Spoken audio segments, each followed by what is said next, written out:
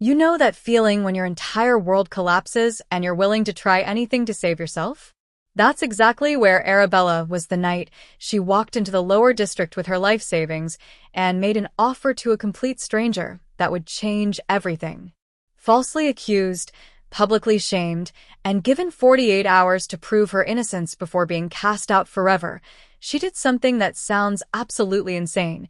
She offered a mysterious golden-eyed stranger her entire fortune to sneak into her bed that night.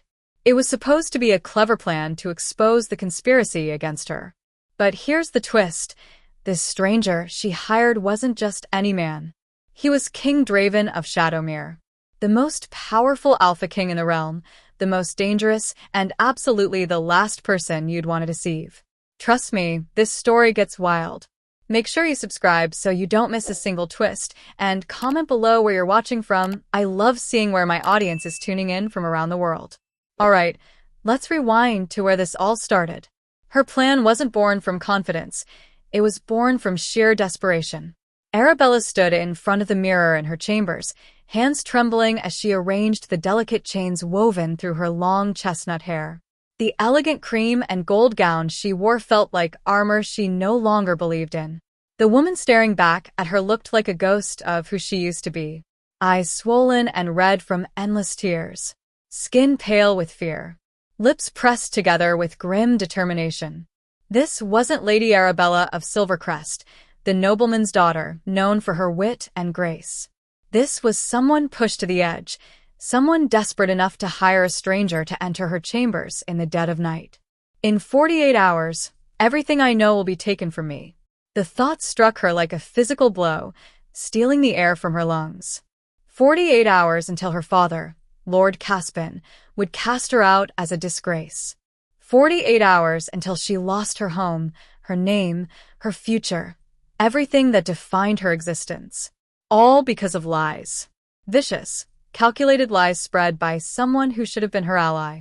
The decision had started 3 nights ago at the formal dinner when Lady Serena stood before the entire court with her manufactured evidence. Now, as dawn broke over Silvercrest, Arabella hadn't slept at all. She'd spent the entire night pacing her chambers, weighing impossible choices, until finally accepting the only path forward. The plan was reckless, possibly suicidal, but doing nothing meant certain destruction. She waited until the castle stirred to life around her, servants moving through corridors, guards changing shifts. Normal routines that felt surreal against the chaos in her mind. Her maid, Clara, brought breakfast that Arabella couldn't touch. The girl's pitying glances were worse than the open contempt she'd face in the halls. "Will you need anything else, my lady?" Clara asked softly, her eyes downcast. "Privacy," Arabella replied. "Tell anyone who asks that I'm resting. I'm not to be disturbed until dinner." The hours crawled by with agonizing slowness. Arabella sat by her window, watching the sun arc across the sky, counting down to nightfall. Her hands wouldn't stop trembling. She kept touching the velvet pouch hidden beneath her mattress, feeling the weight of the gold coins and family jewels inside. Everything she owned in the world. Her entire bargaining chip. "I'm about to offer my fortune to a complete stranger and invite him into my chambers. If this goes wrong, I won't just be ruined. I'll be dead." But if she did nothing, she'd be cast out in 45 hours anyway. Cast out with nothing, no protection, vulnerable to far worse than a calculated risk. As twilight painted the sky purple and gold, Arabella moved with purpose. She pulled out the dark traveling cloak she'd hidden days ago, the one she'd planned to use for her escape before Serena's accusation had trapped her. The heavy fabric would hide her identity in the lower district. She secured the velvet pouch inside an inner pocket, the weight of it pressing against her ribs like a second heartbeat. Her reflection in the mirror showed a different woman than the one who'd stood there that morning. She'd removed the delicate chains from her hair, letting her chestnut waves fall loose and wild. The elegant gown was replaced with a simple dress a servant might wear. She looked common, forgettable, exactly what she needed. Arabella waited until full darkness fell, until the castle settled into its night rhythms. Then she slipped from her chambers, heart hammering so hard she thought it might burst from her chest. The servant passages were narrow and dusty, lit only by occasional torches that cast dancing shadows. She'd explored these tunnels as a child, playing at being an adventurer. Now she used that childhood knowledge to navigate toward the eastern exit that led beyond the castle walls. Every footstep echoed too loudly. Every distant voice made her freeze, certain she'd been discovered. But she made it through. Made it past the guards, past the walls, into the streets of Silvercrest. The lower district was a different world after dark. The elegant squares and gardens near the castle gave way to narrow alleys reeking of refuse and cheap ale. Raucous laughter spilled from taverns. Figures lurched through shadows, some drunk, some predatory. Arabella pulled her hood lower, keeping her eyes down, moving with false confidence through streets that made her skin crawl. I'm risking everything on a plan that could destroy me faster than the rumors, she thought, navigating around a group of men gambling with dice. But doing nothing guarantees destruction. She needed to find someone desperate enough to accept her offer, but trustworthy enough to follow through. The contradiction wasn't lost on her. How did you find honor among people with nothing to lose? Well, what's a pretty thing like you doing in this part of town? The voice came from behind her. Arabella spun, finding 3 men blocking her path back the way she'd come. Rough clothes, rougher faces, eyes gleaming with the kind of interest that made her blood run cold. I'm just passing through, she said, hating how her voice shook. I don't want any trouble. No trouble at all, sweetheart. The largest one stepped closer, and she caught the stench of unwashed body and stale beer. Just thought you might need some company. Protection. These streets aren't safe for a lady alone. His companions laughed, spreading out to flank her. Arabella's hand went to the pouch beneath her cloak instinctively, protectively. If they discovered she was carrying a fortune, the lady has all the protection she needs. The new voice cut through the night like a blade, deep, commanding, edged with something dangerous. All 4 of them turned. A figure emerged from the deeper shadows of the alley, tall and imposing despite the simple clothes he wore. Even in the dim light from a distant torch, Arabella could see his eyes. Golden, gleaming, fixed on the 3 men with predatory intensity that made them step back instinctively. We were just talking, the large man muttered, suddenly uncertain. No harm meant. Then leave. Now. It wasn't a suggestion. The 3 men exchanged glances, read something in that golden gaze that Arabella couldn't quite name, and scattered into the darkness, without another word. Arabella stood frozen, hand still pressed against the hidden pouch, trying to process what had just happened. The stranger stepped closer, and she got her first clear look at him. Tall, broad-shouldered, with blonde hair that caught what little light there was. His clothes were simple but well-made, the kind that spoke of quality despite their plainness. And those eyes, she'd never seen eyes like that. They seemed to glow in the darkness, fixed on her with an intensity that should have frightened her, but somehow didn't. You're either very brave or very foolish, he said, his voice softer now but no less commanding. Walking these streets alone at night. Desperate, Arabella heard herself say. I'm desperate. Something flickered in those golden eyes. Understanding, maybe. Or curiosity.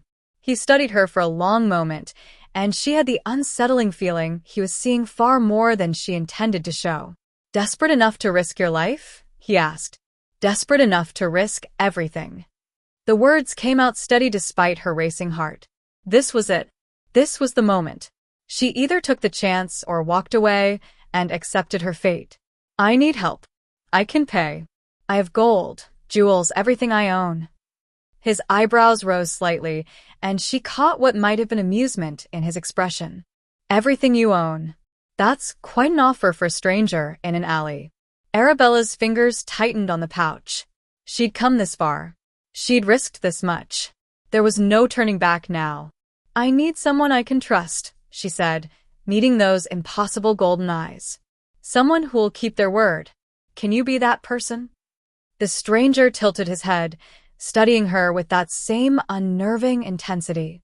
Then slowly he smiled, and something about that smile made her breath catch. Tell me what you need, he said, and we'll see if we can help each other. Arabella's heart hammered against her ribs as she faced the golden-eyed stranger in the dim alley. The words she needed to say felt impossible, scandalous beyond measure, but she'd already crossed too many lines tonight to turn back now. "I need to explain," she said, her voice steadier than she felt. "What I'm asking it's not what you might think. I'm listening." He leaned against the alley wall with casual grace, but his eyes never left her face. Those impossible golden eyes that seemed to see straight through every defense she'd ever built. Arabella took a shaky breath and reached inside her cloak, withdrawing the velvet pouch. Her fingers fumbled with the drawstring, whether from cold or fear, she couldn't tell, but she finally got it open. She held it toward him, tilting it so he could see the gleam of gold coins and the sparkle of jewels catching what little light filtered into the alley. "This is everything I own," she said. "My entire fortune. Family heirlooms, jewelry, gold I've been saving since childhood. It's yours. All of it." He glanced at the pouch but made no move to take it. In exchange for what? This was it. The moment that would either save her or confirm everyone's worst assumptions about who she'd become. Arabella lifted her chin, forcing herself to meet those piercing eyes. "I need a man in my bed tonight." The silence that followed felt eternal. She watched his eyebrows rise, genuine surprise flickering across his handsome face before something else took its place. Amusement, perhaps, or intrigue. A slow smile curved his lips, and she felt heat flood her cheeks despite the cold night air. "That's quite a proposition," he said, his voice rich with something she couldn't quite name. "Though I suspect there's more to this story than simple desire." "There is." Relief made her words tumble out faster. "I've been falsely accused. My cousin has spread rumors throughout the court that I've been entertaining multiple men in my chambers at night. Lovers. It's all lies, but no one believes me. My father has given me 48 hours to prove my innocence, or I'll be cast out forever." She watched him process this, his expression unreadable in the shadows. When he didn't interrupt, she pressed on. "I need someone to break into my chambers tonight. I'll catch you in the act, bring guards, witnesses. But instead of confirming the rumors, you'll confess. Tell them my cousin hired you to frame me, to plan evidence. That all of this has been a conspiracy to destroy my reputation." "Clever," he murmured, and she couldn't tell if he was impressed or mocking her. "Though risky. What if I take your gold and vanish? What if I confess to something else entirely? Then I'm no worse off than I already am." The truth of it steadied her voice. "In 48 hours, I lose everything anyway. This is my only chance." Draven, though she didn't yet know his name, studied her with an intensity that made her want to look away. But she held his gaze, refusing to show more weakness than she already had. There was something predatory in the way he watched her, like a wolf deciding whether to protect or devour. Yet beneath that danger, she sensed something else. Something almost protective. "Mine." The word slammed into Draven's consciousness with the force of a physical blow. The mate bond sang through his veins, a recognition so profound it took every ounce of his considerable control not to react visibly. This brave, desperate woman standing before him, offering her fortune and her carefully constructed plan, she was his. Fate had delivered his destined mate directly into his path in the most unexpected way possible. And she was trying to hire him to stage a scandal in her bedroom. The irony was so exquisite he had to suppress a laugh. Here stood his future queen, completely unaware that she was negotiating with the most powerful alpha king in the realm. Unaware that he'd felt her distress calling to him across the bond before he'd ever consciously decided to visit Silvercrest. Unaware that he would have moved mountains to protect her even without her offer. But what fascinated him most was her courage. Falsely accused, threatened with exile, she hadn't crumbled. She'd crafted a strategy, however desperate, and ventured into the dangerous lower district alone to execute it. This wasn't a damsel waiting for rescue. This was a woman fighting for her own salvation. He wanted to see how far that courage would take her. "You're asking me to lie to nobles and guards," he said slowly, watching her reaction. "To confess to crimes I didn't commit. To potentially face punishment myself." She faltered, clearly not having considered that angle. I would make sure you escaped before any real consequences. The plan only works if you get away safely. How thoughtful. He pushed off the wall, closing the distance between them. She tensed, but didn't retreat. Brave indeed. And what makes you think I'm trustworthy enough for this scheme? I could be a murderer, a thief, worse. You saved me from those men, she said quietly. You didn't have to do that. And she hesitated, then continued. I don't have the luxury of caution anymore. I need someone, and you're here. Sometimes desperation has to be enough. Something in his chest tightened at the resignation in her voice. She was so young, so unfairly burdened by lies and betrayal. The urge to tell her everything, who he was, what she meant to him, that she'd never face exile because he'd burn the world down first, nearly overwhelmed him. But no. She needed to choose this path herself. Needed to prove her strength without knowing she already had the protection of the most powerful king in the realm. When he finally revealed his identity, it would be because she'd earned her place at his side through her own courage, not because fate had decided for her. I'll do it, he said, and watched hope blaze in her eyes. I'll be in your chambers at midnight. We'll execute your plan exactly as you've described. You will. The relief in her voice was palpable. She thrust the pouch toward him again. Take it. Take everything. I promise it's worth. Keep it for now. He gently pushed her hand back. If your plan works, you'll need that fortune to rebuild your life. If it doesn't, his smile turned mysterious. Well, we'll deal with that when it comes. But midnight, he interrupted, his tone brooking no argument. Make sure your window is unlocked. I'll come through there rather than risk the corridors. She nodded, clutching the pouch against her chest. How will you know which window? I'll find it. I could find you anywhere now, he thought. The bond will lead me straight to you. Thank you, she whispered, and the gratitude in her eyes made something primal stir in his chest. I don't even know your name, Draven. The truth, at least in part. And yours? Arabella. She smiled then, the first real smile he'd seen from her, and it transformed her entire face despite the exhaustion and fear still evident in her features. Lady Arabella of Silvercrest, though I may not be lady much longer. You'll be a queen, he thought. My queen, whether you know it yet or not. Until midnight then, Lady Arabella. He inclined his head in a gesture that was perhaps too formal for a common man, but felt natural nonetheless. Don't lose courage now. The hardest part is already done. She nodded and turned to go, then paused. Draven? Why are you helping me? Really? Because you're mine. Because fate chose you for me before either of us was born. Because your courage in the face of injustice makes you worthy of a crown. Everyone deserves a chance to fight for their truth, he said instead. Even desperate noblewomen in dark alleys. She smiled again, softer this time, and disappeared into the night, clutching her fortune and her fragile hope. Draven watched her go, every instinct screaming to follow, to protect, to claim. But midnight would come soon enough. And then his mate would learn that she'd bargained with far more than just a stranger in the shadows. Arabella had never been more aware of every sound in her chambers. The tick of the clock on her mantle, the whisper of fabric as she paced, her own breathing, too fast, too shallow. She'd changed into her nightgown and robe hours ago, then spent those hours alternating between sitting rigidly on her bed and wearing tracks in the carpet. What if he didn't come? What if he took one look at the castle walls and decided no amount of gold was worth the risk? What if those men from the alley had found him?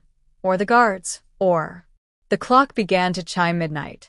Arabella's heart lurched. She moved to the window, fingers trembling as she checked for the third time that it was unlocked. The courtyard below lay quiet, bathed in silver moonlight. Nothing moved in the shadows. Then the window swung open without a sound. She barely had time to step back before he was there, moving through the opening with liquid grace that seemed impossible for someone his size. Draven landed silently on her floor, straightening to his full height, and suddenly her spacious chambers felt impossibly small.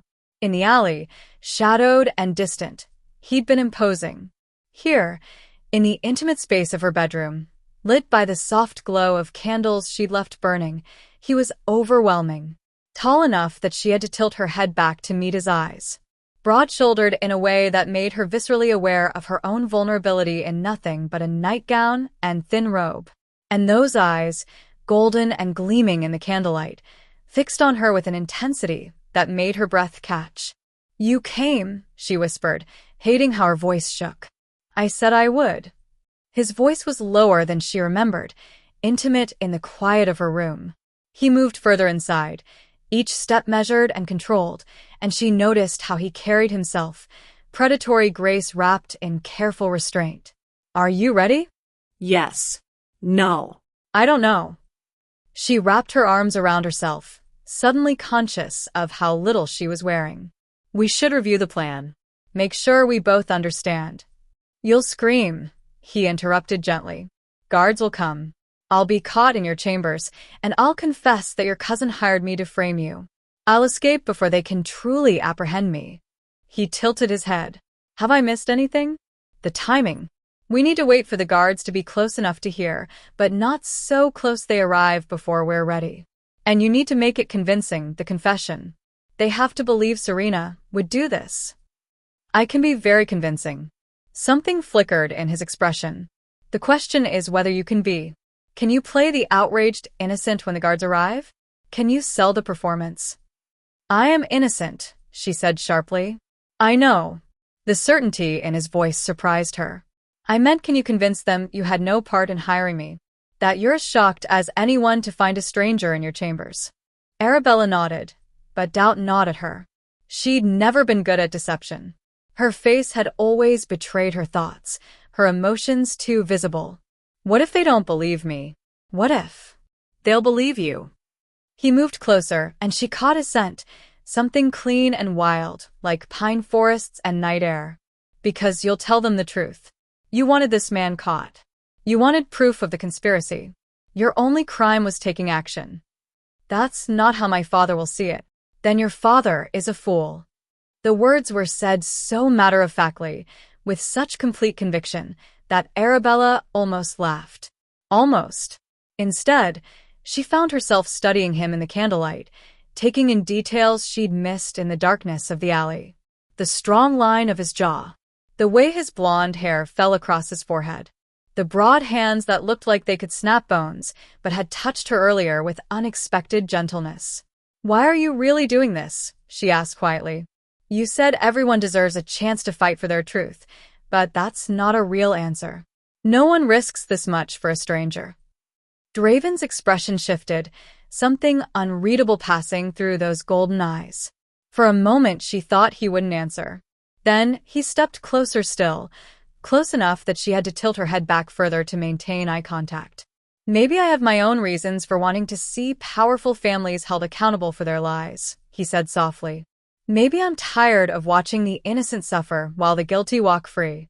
There was history in those words, pain she didn't understand but recognized nonetheless.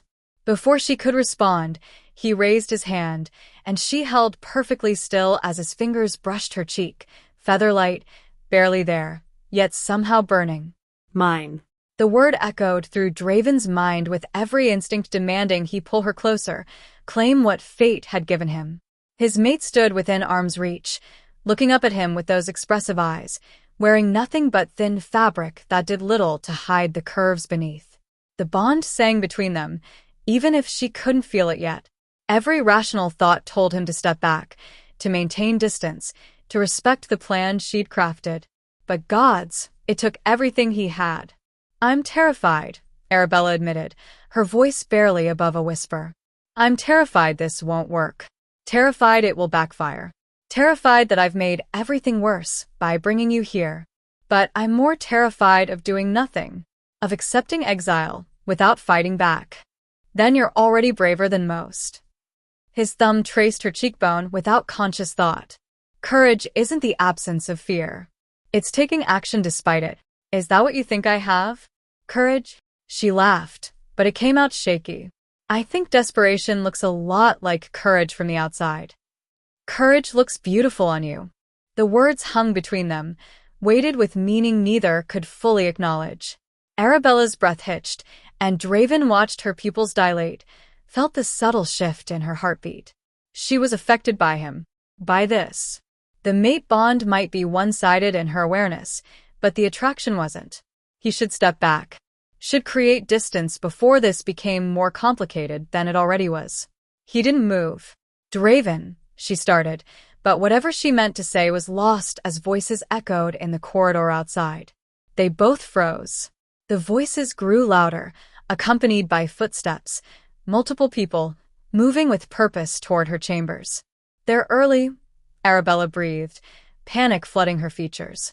"They're not supposed to patrol this corridor for another hour." How did they?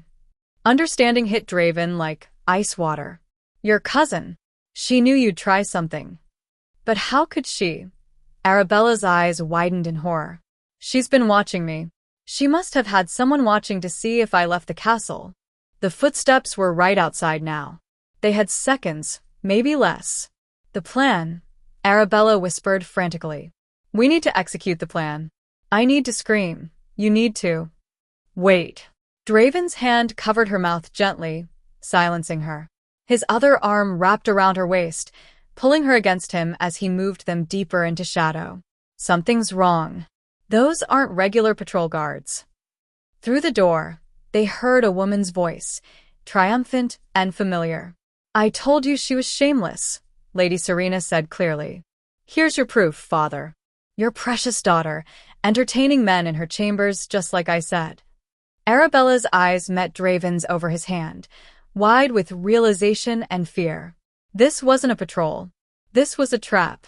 Serena had somehow known, had brought witnesses, had timed this perfectly to catch them before they could execute their counterplan. The door handle turned.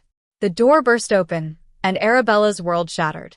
Lady Serena swept in first, her face radiant with triumph, followed by Lord Caspian and a flood of nobles, Lord Bartholomew, Lady Helena, the Duchess of Ravenmore, all the highest-ranking members of Silvercrest's court. Behind them, guards filled the doorway, their expressions carefully blank, but their eyes hungry for scandal. "I told you, she was shameless." Serena's voice rang through the chamber like a bell. "Here's your proof, father. Your precious daughter, entertaining men in her chambers just like I said." Gasps rippled through the assembled nobles. Ladies pressed hands to their mouths in theatrical horror. Men muttered darkly, their eyes traveling between Arabella in her nightgown and Draven standing tall in the shadows.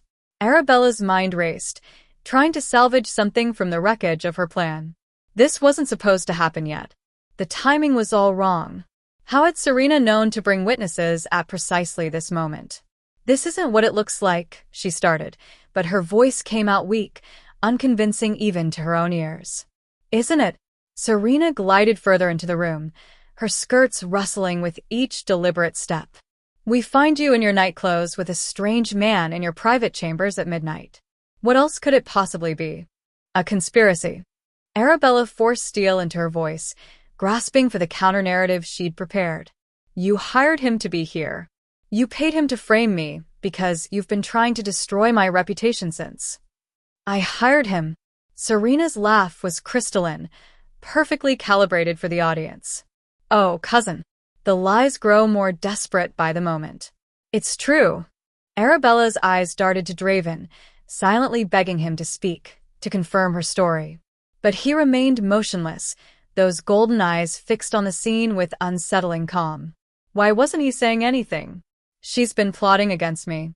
This is all part of her plan too." "Enough." Lord Caspian's voice cut through her protests like a blade. Her father stepped forward, his face ashen, eyes hollow, with something that looked like grief. "Arabella, tell me the truth. Did you bring this man here?" The question hung in the air, weighted with more than its simple words. Arabella opened her mouth, the denial ready, but Serena moved first. "Actually, father, I have proof of exactly that." From her sleeve, Serena produced a folded parchment, holding it aloft like a trophy. A letter, bearing Arabella's seal, arranging payment for services rendered. "It seems my dear cousin has been hiring her companions." That's not I never. But Arabella's protests died as Serena unfolded the letter, displaying it for the assembled court to see. Even from a distance, she could see her own seal pressed into red wax at the bottom. Her handwriting, or something so close to it that the difference would be impossible to prove. Lord Caspian took the letter with shaking hands, his eyes scanning the contents. With each line he read, his face grew paler, older. When he finally looked up at Arabella, she saw something break in his expression. "You've truly fallen this far," he whispered. "Hiring men. Paying for this. That letter is forged." Arabella's voice cracked with desperation. "I never wrote it. Serena planted it. This whole thing is a setup. Please, you have to believe me." But she could see in his eyes that he couldn't. The evidence was too damning, the circumstances too clear. His daughter, caught in her nightgown with a strange man at midnight, with written proof of payment. My lord. Lady Helena, the most influential gossip in court, spoke up with false sympathy dripping from every word. Perhaps we should give Lady Arabella a moment to compose herself before we discuss consequences. Consequences. Arabella looked wildly around the room, seeing the same judgment reflected in every face. Even those who'd been friendly before now regarded her with disgust or pity. "You're all so eager to believe the worst of me. Not one of you questions how Serena knew to bring you here at this exact moment. How she happened to have guards and witnesses ready. Because I've been protecting this family's reputation," Serena said smoothly. "I suspected you might attempt something desperate after your previous denials fell flat. So yes, I kept watch. I made sure that when you confirmed your guilt, there would be witnesses enough that even you couldn't talk your way out of it." Arabella's gaze snapped to Draven, still standing in shadow, still silent. "Speak," she willed him desperately. "Tell them I'm innocent. Tell them about the plan. Say something." But Draven only watched with those calculating golden eyes, his expression unreadable. Why wasn't he helping her? Why was he just standing there while her entire life collapsed around her? "Who are you?" Lord Caspian addressed Draven directly for the first time. "Identify yourself. Does it matter?" Lord Bartholomew sneered from near the door. "Just another mercenary willing to sell himself to a desperate woman." Arabella waited, breath suspended, for Draven to defend himself. To defend her. To execute any part of the plan they'd agreed upon. He said nothing. "Take him," Lord Caspian ordered the guards, his voice hollow. Two men moved forward, reaching for Draven's arms, but something in his stance made them hesitate. He didn't resist, didn't fight, but there was a coiled power in him that even the guards sensed instinctively. "Father, please." Arabella moved toward Lord Caspian, reaching for him, but he stepped back as if her touch might contaminate him. The rejection cut deeper than any of Serena's accusations. "Just listen to me. Give me 5 minutes to explain." "Explain what?" His voice broke. "I gave you 48 hours to prove your innocence. Instead, you've confirmed every accusation made against you. You've made a mockery of our name, of our family, of everything I try to teach you about honor and dignity." "I have honor. I have dignity." Tears burned her eyes, but she refused to let them fall. "Not here. Not in front of these vultures waiting to see her completely broken. You're condemning me based on lies and forged evidence. You won't even consider that Serena might be." "Serena brought me proof," he interrupted. "Written in your own hand. What more consideration do you need? Handwriting can be copied. Seals can be stolen. Father, I am your daughter. Doesn't that mean anything?" For a moment, just a moment, something flickered in his eyes. Doubt, perhaps, or regret. But then Serena moved to his side, placing a gentle hand on his arm. "Uncle, I know this is painful," she said softly. "But delaying the inevitable only makes it worse. For everyone."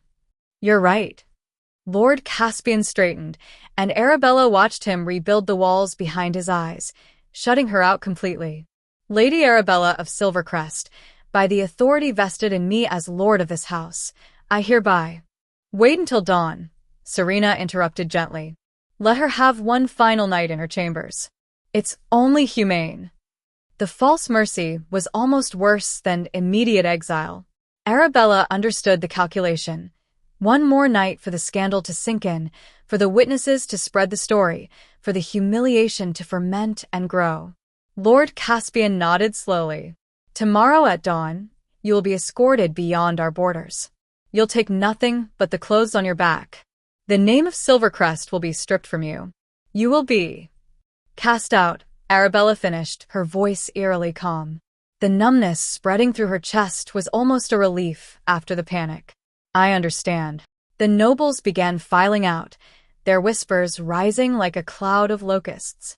Lady Helena was already mentally composing her letters, spreading this delicious scandal to every house within a week's ride. Lord Bartholomew shot Arabella a look of such revulsion she nearly laughed. She'd traded one fate for another, and somehow this seemed worse. Serena paused at the door, turning back with a smile that didn't reach her eyes. I'm truly sorry it came to this, cousin. If only you'd accepted your place quietly, none of this would have been necessary. Then they were gone, all of them, leaving Arabella standing alone in her chambers with the guards hauling Draven toward the door. He didn't resist, didn't protest, just went with them as docile as a lamb while Arabella's entire world burned down around her. At the threshold, he turned back. Their eyes met across the room, and she saw something in that golden gaze. Not apology, not regret, but something stranger. A promise, maybe, or a warning. Then he was gone too, and Arabella was alone with the wreckage of her failed plan and the dawn that would seal her fate. Dawn broke over Silvercrest with cruel beauty, painting the great hall in shades of gold and amber that mocked the darkness of the occasion.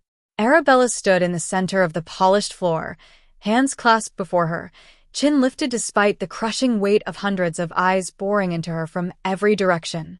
She dressed carefully in a simple gown, cream-colored, unadorned, the kind a servant might wear. If they were stripping her of her title, she'd already begun stripping herself of its trappings. Her chestnut hair hung loose down her back, free of the delicate chains and jewels that had marked her nobility. She looked like exactly what she was about to become, no one.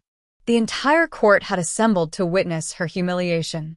Nobles packed the hall, their finest clothes a stark contrast to her simplicity.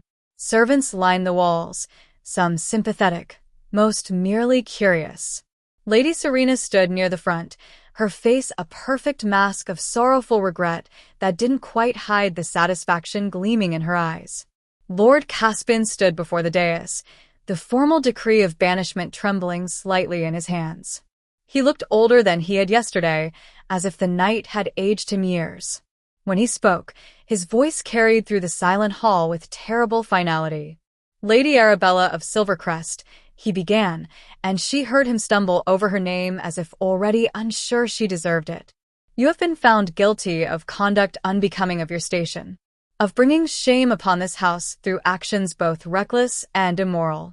By the authority vested in me, I hereby strip you of title, property, and name. You are cast out from Silvercrest, banished from these lands, and forbidden from. Stop. The word cracked through the hall like thunder. Every head turned toward the shadows at the back, where the guards had kept their prisoner overnight. Arabella's heart lurched painfully as a figure stepped forward into the morning light streaming through the high windows.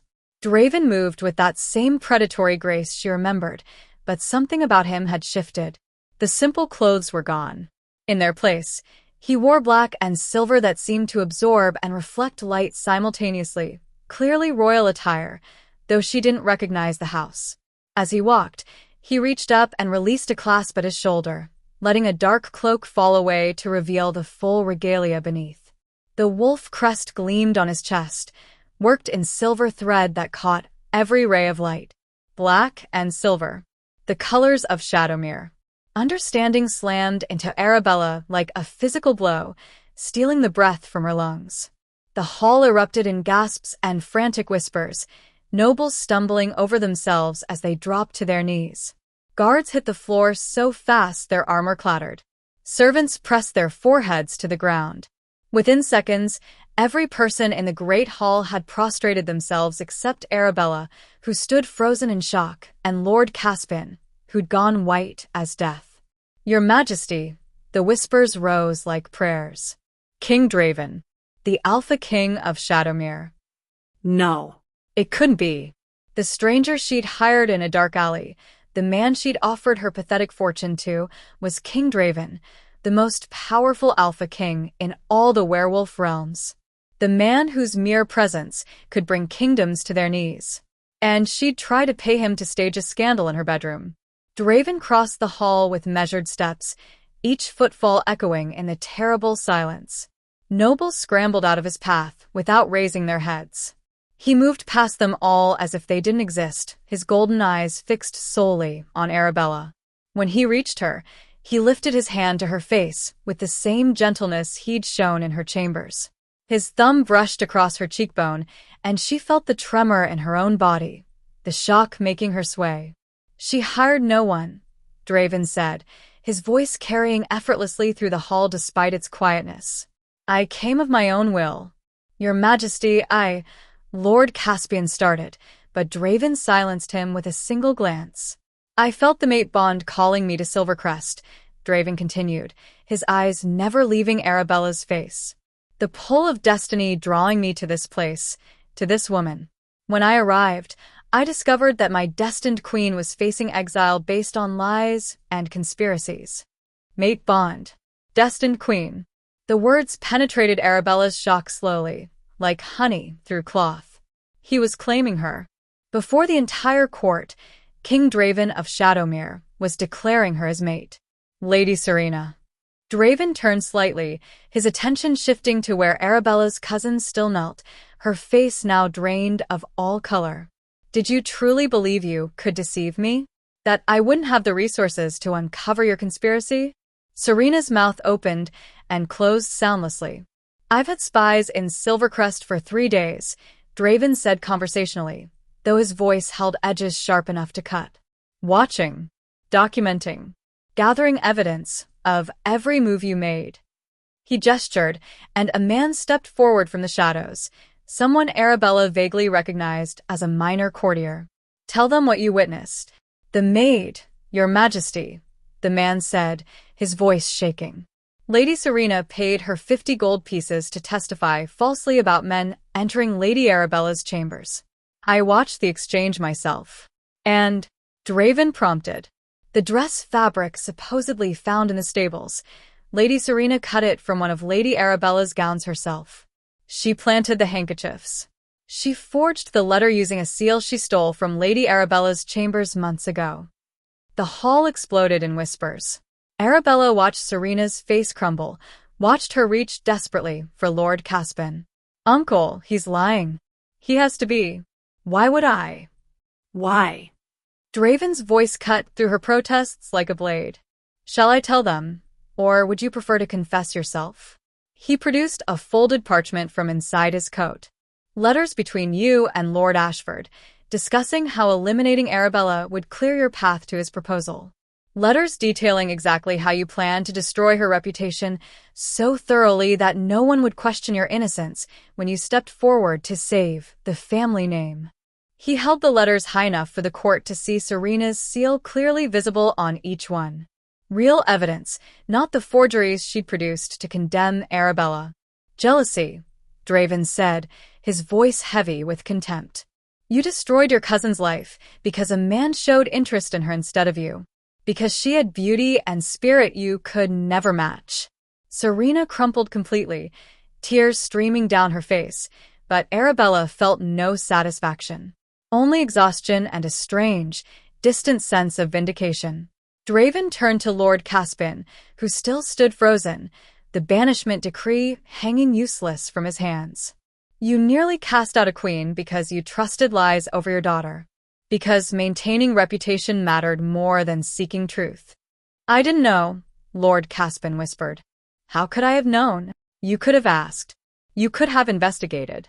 You could have given her more than 48 hours to prove herself innocent of accusations with no real evidence." Draven's voice softened slightly, but the judgment in it remained. "You could have been a father instead of a lord."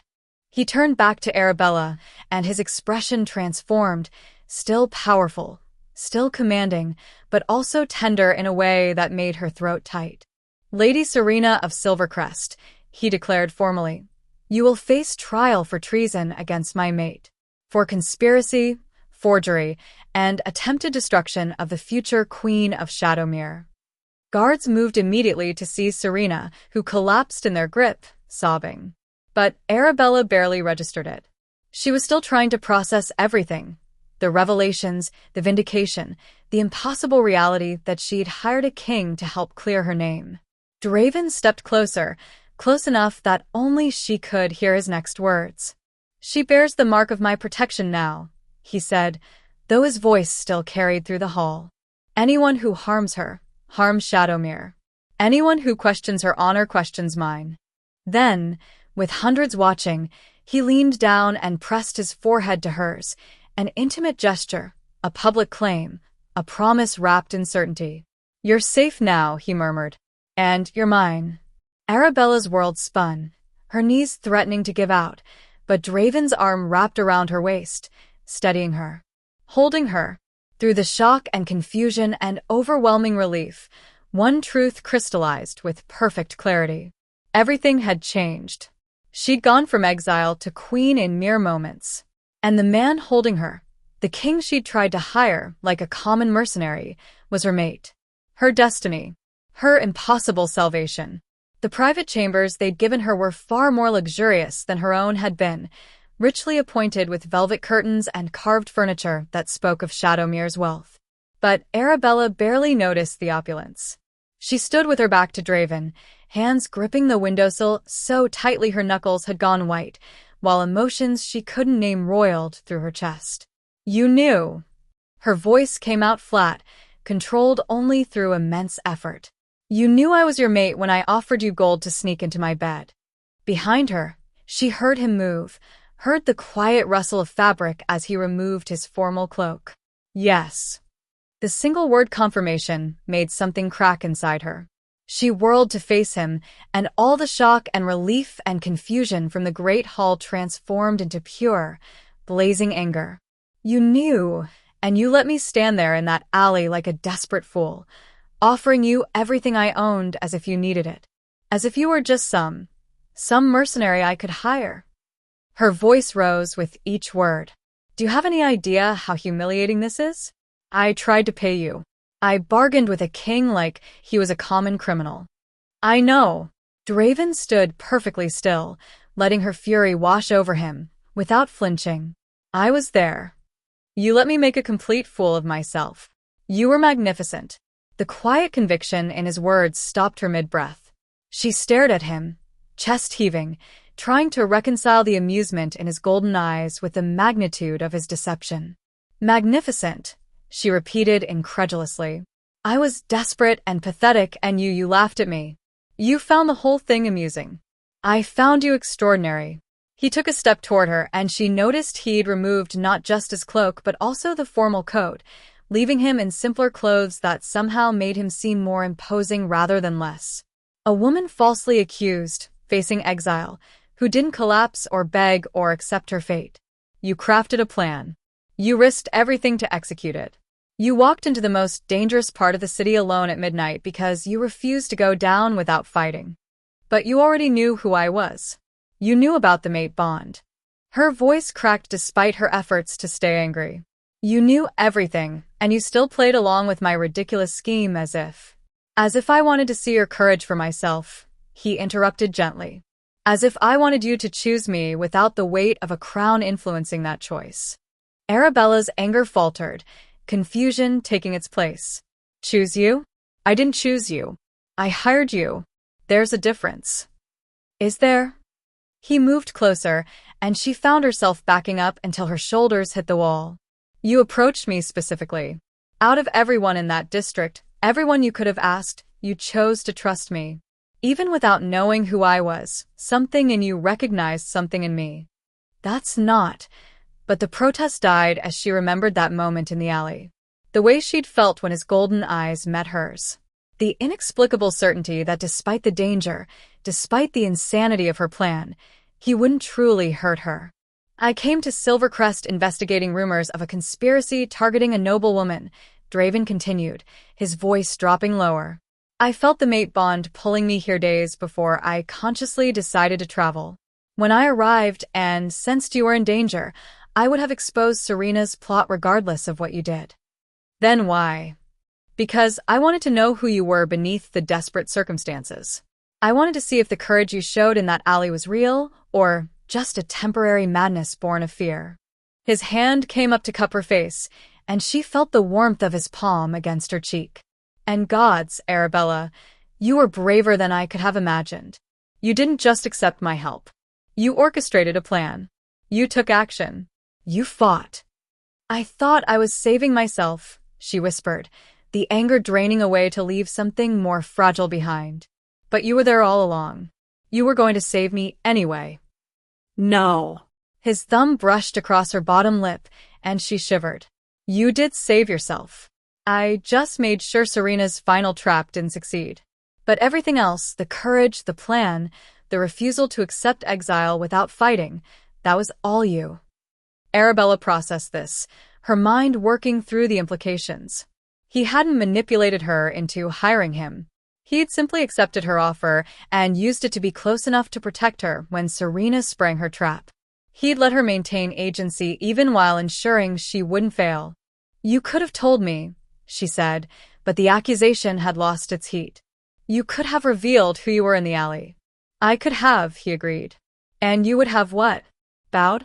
Fled? Accepted my protection because rejecting a king would be impossible. His eyes searched hers. I didn't want a mate who submitted because she had no choice.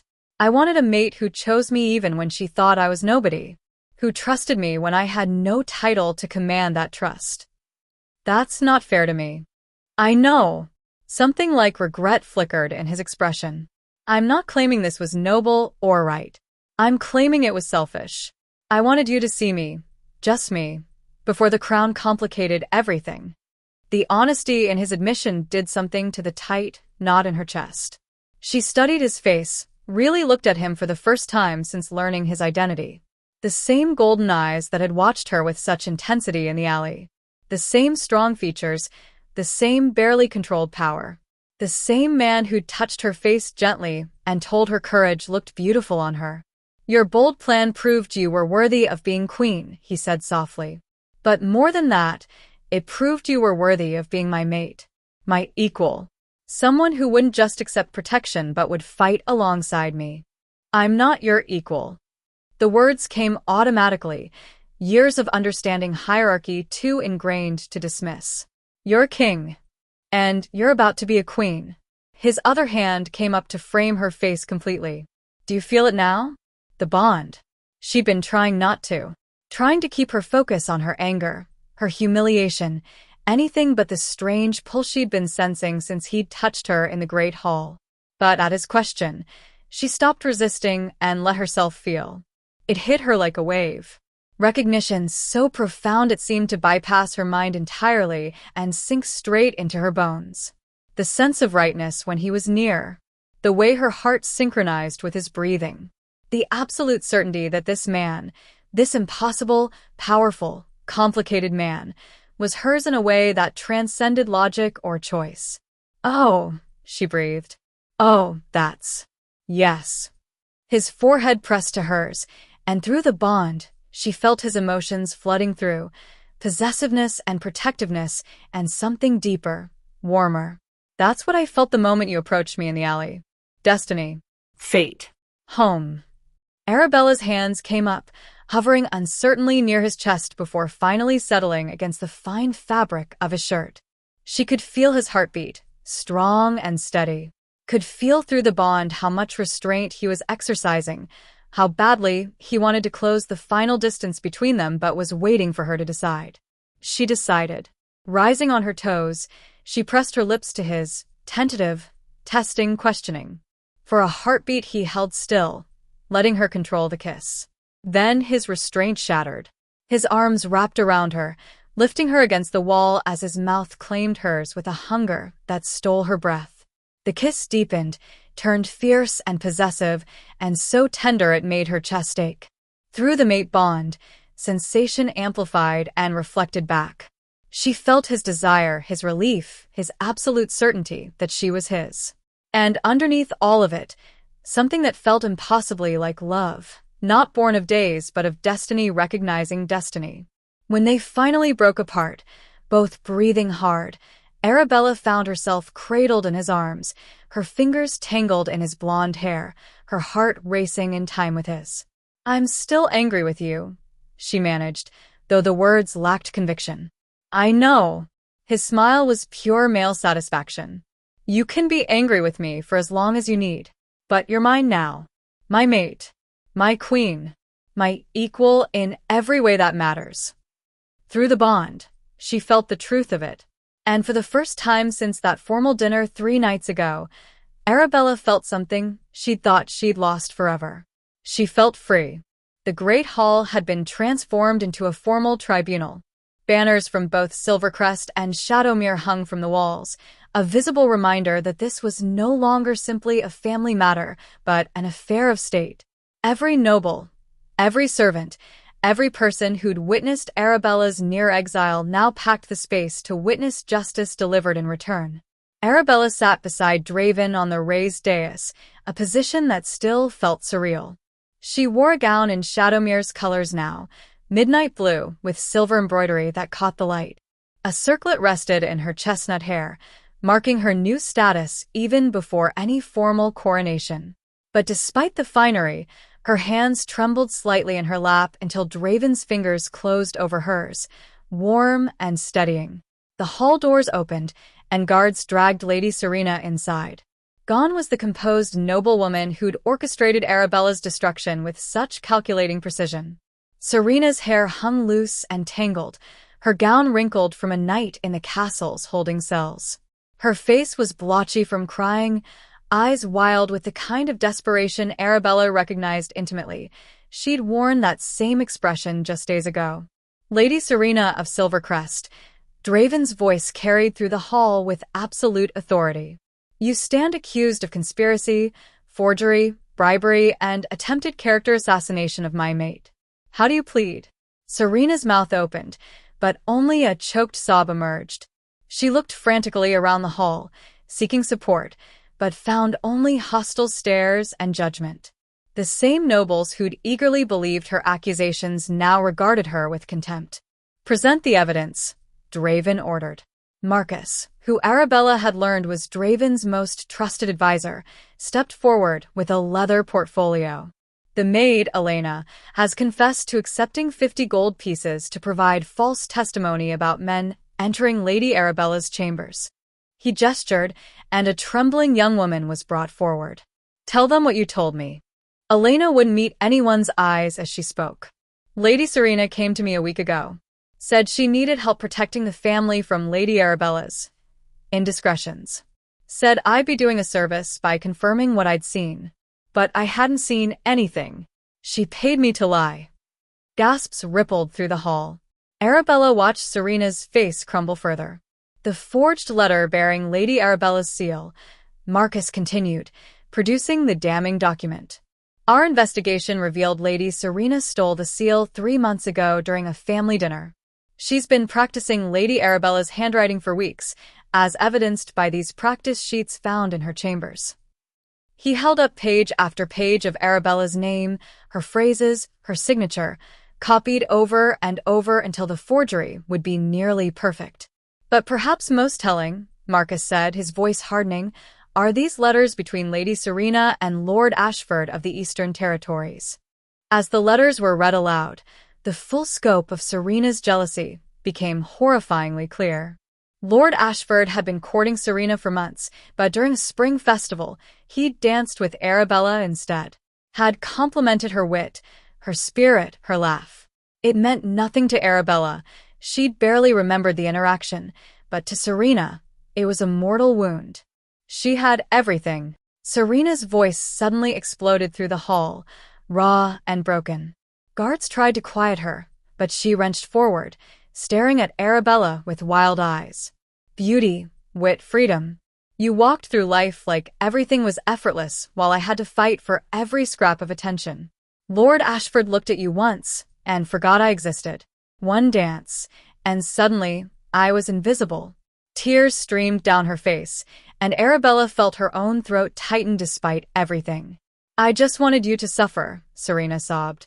Just once, I wanted you to know what it felt like to have everything taken away. To be nothing. The hall fell silent. Even those who'd been muttering angrily seemed taken aback by the raw emotion in Serena's confession. Lady Arabella, Draven said quietly. Would you like to address the accused? Arabella's heart hammered as she stood. Every eye turned to her, waiting to see if the future queen would demand blood or mercy. She descended from the dais slowly, each step measured, until she stood before her cousin. Serena. Her voice carried clearly through the silent hall. I didn't know you felt invisible. Didn't know Lord Ashford's attention hurt you. If I had known. She paused, gathering her thoughts. But that's the problem, isn't it? We're taught not to know, not to talk to each other, support each other. We're taught to compete. She turned slightly, addressing not just Serena, but the entire assembled court, especially the women. We are taught from childhood to see other women as threats, as competition for male attention, for marriage prospects, for social standing. And every time we spread a cruel rumor, every time we tear each other down to lift ourselves up, we become tools of our own oppression. Lady Helena shifted uncomfortably in her seat. The Duchess of Ravenmore suddenly found the floor fascinating. How quickly this court believed the worst of me. Arabella continued, her voice strengthening. How eagerly you all judged without proof, without investigation. Because it was easier to believe a woman had fallen than to question the systems that make falling so easy, rising so impossible. She looked back at Serena, and genuine pity softened her expression. You destroyed yourself trying to destroy me. You confirmed every terrible thing society teaches us about women, that we're petty, jealous, untrustworthy. But it didn't have to be this way. I'm sorry, Serena whispered. I'm so sorry. I know. Arabella's throat tightened. And I forgive you. But forgiveness doesn't erase consequences. She returned to the dais, settling beside Draven, who looked at her with something like awe in his golden eyes. Through their bond, she felt his pride, his admiration, his certainty that she would be an extraordinary queen. Lady Serena of Silvercrest, Draven pronounced, his voice formal once more. You are hereby stripped of your title and exiled from all werewolf lands. You will leave with provisions sufficient for travel, but nothing more. You are forbidden from returning to any territory under my rule or alliance. It was harsh but not cruel. Survival but not comfort. Serena collapsed in the guard's grip, still sobbing, and as they led her away, Arabella felt only a deep, aching sadness. This could have been avoided if women were taught to support rather than compete, if families valued truth over reputation, if courage was rewarded instead of punished. She would remember this moment, this trial, this lesson. When she ruled as queen, and the reality of that was finally sinking in, she would do things differently, would create spaces where women could speak truth without fear, where accusations required evidence, where sisterhood mattered more than social standing. You did well, Draven murmured as the hall began to empty. Mercy and justice balanced perfectly. She destroyed herself, Arabella said quietly. I just refused to let her take me down with her. Through the bond, she felt his agreement, his respect. And for the first time since this nightmare began, Arabella felt something unexpected, not just relief or vindication, but purpose. She'd been broken down and built back up, falsely accused and vindicated, nearly destroyed and ultimately crowned. And now, standing where she'd almost been cast out, she understood her role wasn't just to rule.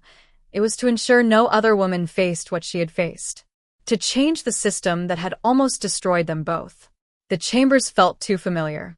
Arabella stood by the window overlooking the courtyard where she'd played as a child, where she'd learned to be the perfect daughter her father wanted. The irony wasn't lost on her that she'd summoned Lord Caspian here, to neutral ground, not her old chambers with their memories of who she used to be. When the door opened, she didn't turn immediately. Let him wait. Let him feel a fraction of the uncertainty she'd lived with for days. You asked to see me. His voice was subdued, smaller than she remembered. I did. She turned slowly, deliberately. Please sit. She gestured to the chair positioned in the center of the room, while she remained standing near the window. The power reversal was intentional, visual. He was no longer the lord passing judgment. She was no longer the daughter awaiting his approval. Lord Caspian sat slowly, and for the first time Arabella truly looked at him.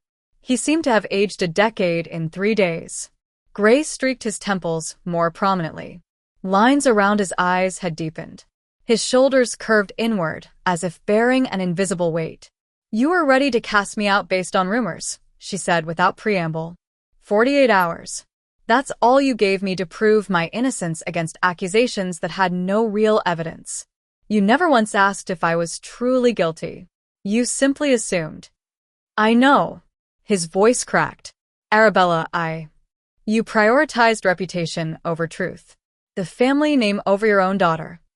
She kept her tone level despite the emotions churning in her chest. Do you understand what that did to me?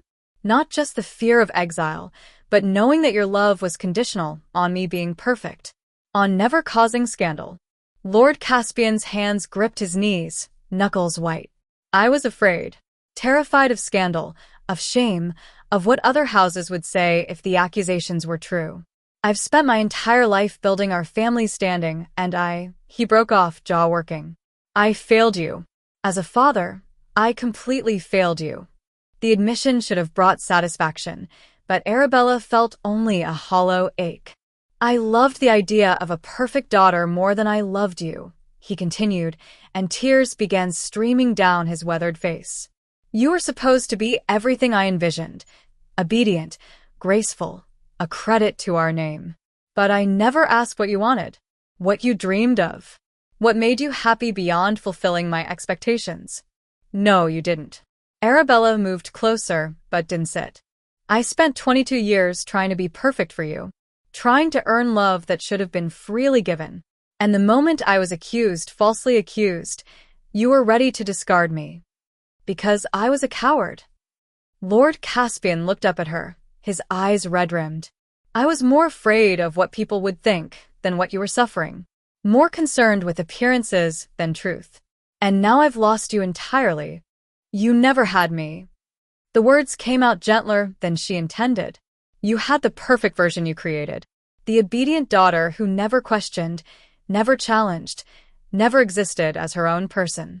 Tell me who you are, then. His voice broke completely. Because you're right, I don't know. And that's the worst failure of all. The question hung in the air between them. When was the last time he'd asked her anything real? When had their conversations ever moved beyond pleasantries and expectations? I love reading, Arabella said quietly. Philosophy, history, tales of adventure. You always said too much reading made women difficult. But I'd sneak books from the library and read by candlelight until my eyes burned. Lord Caspian's face crumpled further. I hate embroidery but love writing. I think most social rules are arbitrary and designed to keep women controlled. I have opinions about politics and governance that you'd probably find inappropriate. She paused. I'm not who you wanted me to be. I never was. I just got very good at pretending. What do you fear? He asked hoarsely. What keeps you awake at night? The question surprised her. She considered lying, maintaining distance, but what was the point now? I fear being caged again. Losing the freedom I've just found. I fear becoming what others expect rather than what I choose to be. She met his eyes. And I fear that love will always come with conditions. That I'll always have to earn it rather than simply receive it. I'm sorry. The words seemed inadequate, too small for the damage done. Arabella, I'm so deeply sorry. If I could undo. You can't. She cut him off, not unkindly. What's done is done. But you can do better. Be better. She moved to the desk and retrieved a document she'd prepared earlier. This is a formal recognition of my autonomy. It states that I make my own decisions regarding my life, my future, my rule as queen. That silver crest has no claim over me beyond what I choose to grant. Lord Caspian took it with shaking hands, scanning the formal language. You want me to sign away any paternal authority. I want you to acknowledge what's already true. Arabella kept her voice steady. I'm not your property to manage. I never was, but you treated me as such. This just makes it official. He picked up the quill, dipped it in ink, and signed without hesitation. When he looked up, fresh tears tracked down his face. What now? Do I never see you again? Do you? I'll visit Silvercrest as queen, she said. On state business, and perhaps, eventually as family, but not as the obedient daughter who needs your approval. As my own person who chooses to maintain a relationship. If that's something you want. It is. He stood slowly, the document clutched in his hand. More than anything, even if I don't deserve it. Probably not, she agreed. But I'm not doing this for you. I'm doing it because I refuse to let your failures define me anymore. Arabella stepped forward and embraced him briefly, not the desperate hug of a child seeking approval, but the measured gesture of one adult acknowledging another's humanity despite their failings. She felt him shake against her, heard his muffled sob, and through it all maintained her emotional distance. Be a better father to your future daughters, she whispered against his shoulder. Learn from this. Ask them who they are instead of telling them who to be. Love them without conditions. And for God's sake, believe them when they tell you the truth. She pulled back, and Lord Caspin's face was a mask of grief and regret and something that might have been hope. I will, he promised. I swear it. Arabella nodded and stepped back, creating physical distance that matched the emotional space she'd established. I release you from the burden of my expectations, as I release myself from yours. We can build something new from here, but it will be on my terms. Whatever terms you set, he said. Thank you for even giving me the chance. She walked toward the door, her steps light despite the weight of the conversation. At the threshold, she paused without turning back. The girl you tried to cast out would have begged for your forgiveness, for your approval, for any scrap of love you might offer. The woman I've become doesn't need any of those things from you anymore. Remember that difference. It might teach you something about what you lost by choosing reputation over relationship.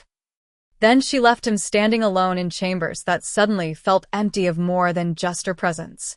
She left him with his regrets, his formal document acknowledging her freedom, and the beginning understanding of everything he'd failed to see while he had the chance.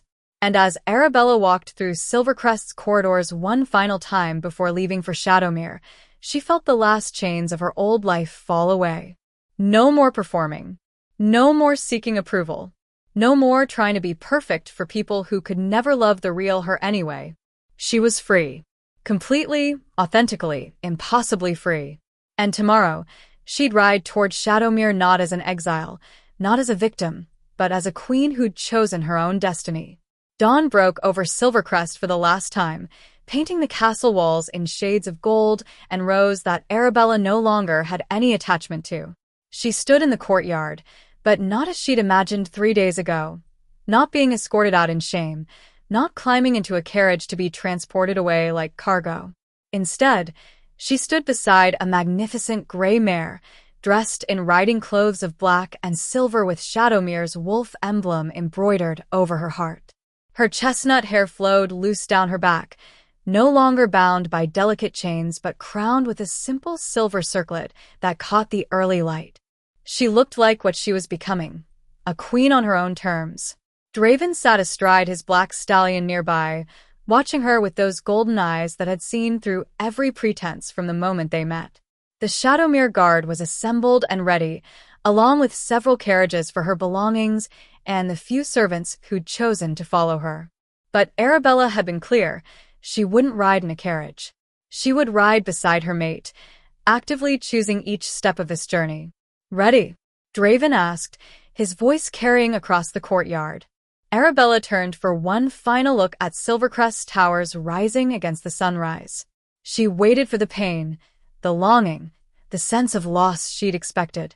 But there was nothing except peaceful closure. This place had been her cage, gilded and beautiful, but a cage nonetheless. What she'd gained in leaving far outweighed what she'd lost. Yes, she said, and swung herself into the saddle with practiced grace. I'm ready.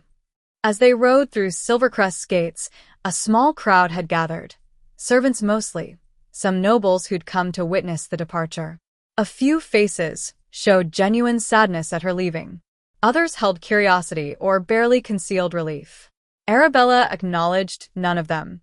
They'd had their chance to stand with her, and they'd chosen differently. The only person she saw clearly was Lord Caspin, standing alone on the castle steps, watching his daughter ride away toward a destiny he'd nearly stolen from her. Their eyes met briefly, and she inclined her head, not forgiveness exactly, but acknowledgement. Then she turned her mare forward and didn't look back. The road stretched before them, winding through forests still touched with morning mist. Arabella urged her horse alongside Draven's, and he smiled at her. The same mysterious smile from that night in the alley, but warmer now, more open. Any regrets? He asked as they left Silvercrest's walls behind. Only that I didn't trust my own strength sooner. The words came easily, honestly. I spent so long trying to be what others wanted that I forgot I could choose what I wanted. Who I wanted to be. And who is that?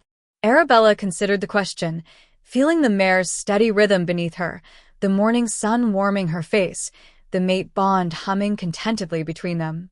Someone who refuses to let false accusations define her. Someone who fights for others facing what I faced. Someone who rules with both justice and mercy. Tell me more about that. Draven's tone was genuinely interested, not just politely asking. What you said at the trial about women supporting each other. You meant it. I did. Excitement crept into her voice as the ideas she'd been forming crystallized. I want to establish networks throughout Shadowmere, places where women can report false accusations without fear. Investigators who actually seek truth instead of confirming rumors. Legal protections that require evidence before reputation is destroyed. You want to change the entire system. I want to make sure no other woman stands where I stood, facing exile based on lies while everyone eagerly believes the worst. She met his eyes. Is that too ambitious for a new queen? A queen who understands injustice will rule with wisdom, Draven said, and through their bond, she felt his absolute conviction, his pride in her vision. And you'll have all of Shadowmere's resources to make it reality. The sun climbed higher as they rode, burning away the morning mist. Through the mate bond, Arabella felt Draven's emotions weaving with hers, excitement for the future, peace in the present, a sense of belonging so profound it made her throat tight. He felt it too, she realized. Not just his own contentment, but hers reflecting back, amplifying until she couldn't tell where his feelings ended and hers began. I can't believe this is real, she admitted quietly. 3 days ago, I was hiring a stranger in an alley with everything I owned. Now I'm riding toward a kingdom as that stranger's queen. You offered me gold for one night. Draven's voice held amusement and something deeper. I'm giving you forever. I'm not the same woman who made that offer. No. He reached across the space between their horses, and she met him halfway, their fingers intertwining. You're the woman who is always there, just waiting to be freed. Brave enough to walk into danger alone. Bold enough to craft a desperate plan. Strong enough to survive betrayal and false accusations without breaking. I felt broken, she confessed. But you weren't. You were being forged into something stronger. His thumb brushed across her knuckles. The woman in the alley was magnificent. But the queen riding beside me now? She's extraordinary. Tears pricked Arabella's eyes. But they were good tears. Healing tears. She blinked them back and looked ahead at the road stretching toward Shadowmere, toward possibility, toward a future she'd chosen despite impossible odds. They try to define me by rumors, she said softly. Called me shameless, ruined, fallen. They tried to make me believe those lies about myself. And instead, I define myself by courage. The words resonated with truth. By refusing to accept their judgment. By fighting for my own truth when everyone else had already written my ending. The landscape began to change as they crossed into Shadowmere's territory, the forests growing denser, the mountains rising in the distance, everything somehow wilder and more free than Silvercrest's manicured lands. Arabella breathed it in, this new world that would become her home. Your reputation was destroyed in moments, Draven said. But your character remained yours to define. That's the difference between who people say you are and who you actually are. I'm still learning who that is, she admitted. Good. His smile turned wolfish. We have forever for you to figure it out. And I intend to enjoy every discovery. The road crested a hill, and suddenly Shadowmere's capital sprawled before them, a city of dark stone and silver spires, beautiful and imposing against the morning sky. Arabella's breath caught. This was it. Her new life. Her chosen destiny. Ready to be queen? Draven asked. She thought about everything she'd survived. The false accusations. The betrayal. The near exile. The desperate gambit that had brought her to this impossible moment. She thought about the woman she'd been. Desperate, trapped, seeking approval from people who would never truly see her. And she thought about who she was becoming. Bold, free, defining herself on her own terms. Yes, Arabella said, and urged her mare forward. I'm ready. They rode together toward Shadowmere, toward their future, the sun rising ahead of them and casting their shadows behind where they belonged. She wasn't running from anything anymore. She was riding toward everything she'd been too afraid to claim before: authentic freedom, genuine love, and the power to ensure no other woman would face what she'd faced without someone fighting alongside her. The most powerful response to false accusations wasn't desperate proof of innocence. It was the bold action of defining yourself despite judgment, of choosing courage over fear, of transforming from victim to victor not through revenge, but through refusing to let others' lies become your truth. Arabella had been accused of sins she never committed, but in fighting to clear her name, she discovered something far more valuable than a spotless reputation. She discovered herself. The real, authentic, imperfect self that had been waiting all along to be freed. And as Shadowmere's gates opened to receive their new queen, Arabella rode through with her head high and her heart full, finally, impossibly, completely free.